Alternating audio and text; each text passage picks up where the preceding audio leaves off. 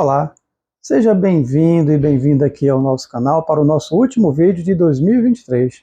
E eu queria aproveitar um pouco desse contexto de passagem de ano, onde geralmente a gente espera algum tipo de mudança, e também o contexto de celebração natalina, para deixar uma mensagem para 2024, baseada nos ensinamentos do Evangelho de Jesus.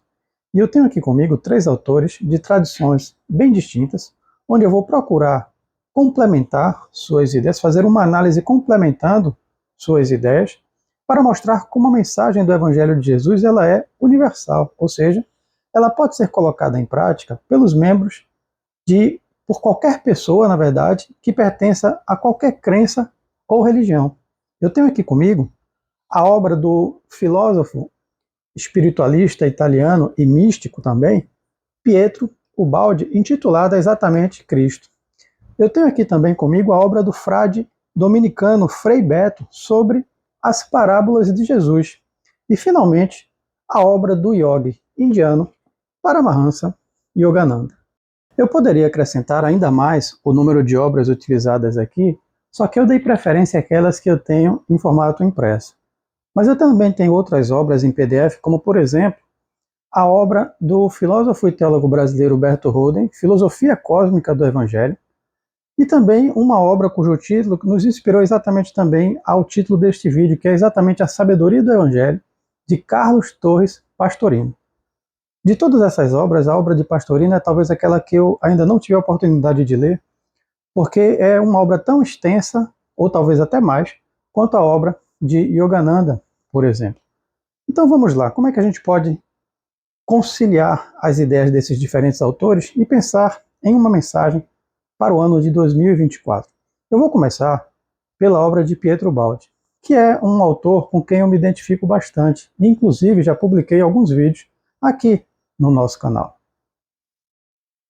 Existe uma ideia relativamente comum a todas as tradições espiritualistas de que nós estamos passando por um período de transição, um período de profundas mudanças e transformações para a humanidade. Para alguns, nós estamos passando por uma fase que alguns chamam de a Era de Aquários. Já a tradição espírita, ela fala que nós estamos passando de um plano de provas e expiação, para um plano de regeneração. Mas por que eu estou falando sobre isso? Porque o Ubaldi, ele compartilha desta mesma ideia de mudança e transformação. Ele fala de uma futura civilização do espírito ou da nova civilização do terceiro milênio. E aqui nós já podemos fazer uma analogia com o Cristo, porque o Ubaldi ele vai dizer que da mesma forma que o Cristo ressuscitou no terceiro dia, após a sua condenação e crucificação, ele vai dizer que uma nova humanidade deve surgir no terceiro milênio. Vejam que analogia interessante. Terceiro milênio, terceiro dia da ressurreição. Mas vejam, essa nova humanidade de que fala Ubaldi não é algo que não é uma mudança que vai acontecer repentinamente, como se fosse num passe de mágica ou algo que vai cair dos céus. Não. Essa mudança ela tem que partir de nós mesmos. Nós somos os construtores dessa nova humanidade. E é aqui que o Evangelho do Cristo tem uma importância fundamental, porque se nós quisermos de fato viver numa sociedade melhor, nós não podemos permanecer nos mesmos hábitos e nos velhos costumes que têm levado a humanidade a tantas guerras, a tantos conflitos e a tanta violência. A futura civilização do Espírito precisa estar alicerçada em novas bases, e o Evangelho do Cristo, podemos dizer assim, pode ser tomado como um modelo e guia para a humanidade se nós quisermos de fato viver em uma sociedade diferente daquela que estamos acostumados. E eu vou aproveitar agora para falar um pouco da obra de Frei Beto, a análise que ele faz das parábolas de Jesus. Aqui são ao todo, ele faz uma análise ao todo de 33 parábolas, e ele agrupa essas parábolas de acordo com algumas temáticas que ele mesmo seleciona. Ele chama, por exemplo, de parábolas da esperança.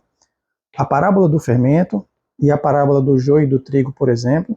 Ele chama de parábolas da compaixão, a parábola do filho pródigo e a parábola dos 2 devedores, e assim ele vai agrupando as parábolas de acordo com algumas temáticas. Ele fala das parábolas de tolerância religiosa, de crítica ao apego aos bens, parábolas de perseverança, e eu vou pegar apenas 2 exemplos, 2 análises que ele faz de 2 parábolas, e que tem a ver exatamente com essa ideia que nós estamos trabalhando aqui de mudança para um mundo melhor. A primeira é a parábola da ovelha perdida, que a gente encontra tanto no Evangelho de Mateus, como também no Evangelho de Lucas. É uma parábola que fala de que se um pastor ele tem 100 ovelhas e uma delas se perde, ele deixa as 99 pastando no monte e sai em busca da ovelha perdida. Ora, se assim somos nós, com mais forte razão é Deus, nosso Pai, que está nos céus.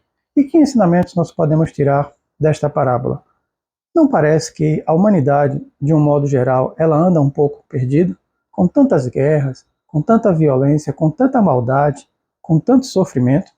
E apesar disso, apesar de tudo, nós não devemos nos considerar sozinhos. Nós temos um Pai amoroso que vela por cada um de nós.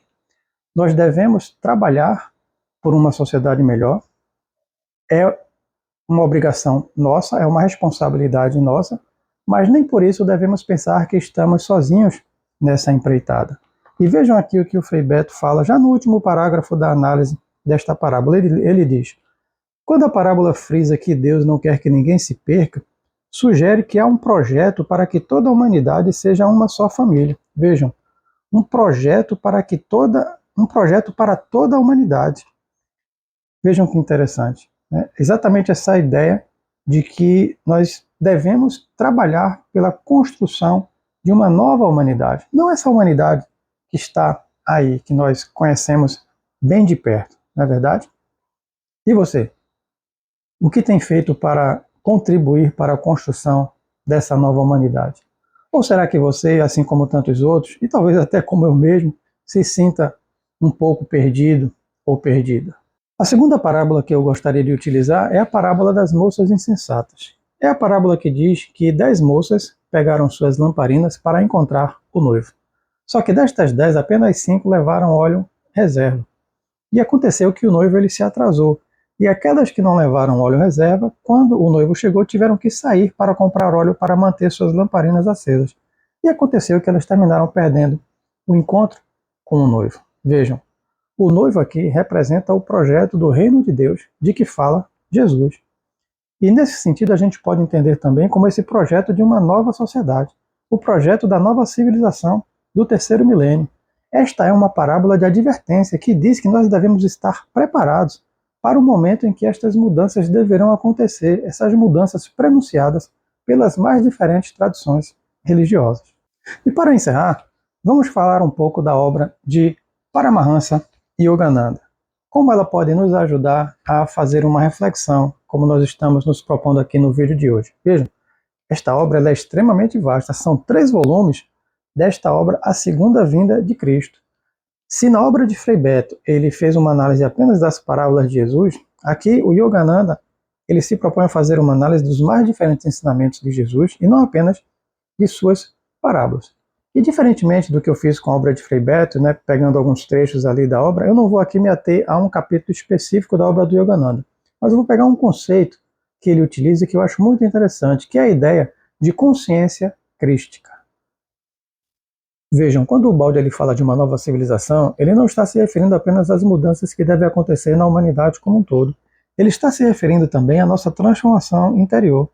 Na verdade, ele vai dizer que a principal mudança que deve acontecer nesse período de transição é a transformação do nosso eu interior, porque, segundo ele, não tem como existir uma nova civilização sem um novo homem. E é aqui que eu gosto de pensar a partir desse conceito de consciência crística de Yogananda, que basicamente é a ideia de despertar o nosso Cristo interior, que inclusive é o subtítulo da obra. Vejam, a segunda vinda de Cristo, a ressurreição do Cristo interior. E mais uma vez a gente tem aqui a ideia de ressurreição que nós ressaltamos no início do vídeo. Lembram? Terceiro milênio, terceiro dia da ressurreição, ressurreição do Cristo interior. Eu acho essa ideia fascinante. Transformar o nosso eu interior de tal forma que a gente possa algum dia, quem sabe, dizer como Paulo de Tarso: já não sou eu quem vivo, mas é o Cristo quem vive em mim. Mas para isso nós também precisamos passar pela nossa estrada de Damasco. Deixar os nossos velhos hábitos, os nossos velhos costumes, deixar o homem velho para trás e seguir rumo a um novo destino. Só assim nós podemos pensar em uma nova civilização, a futura civilização do Espírito.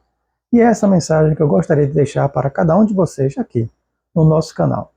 Que a gente possa usar o Evangelho de Jesus como um guia para que a gente possa transformar o nosso eu interior e, quem sabe, despertar a nossa consciência crística. Glória a Deus nas alturas e paz na terra aos homens por Ele amados.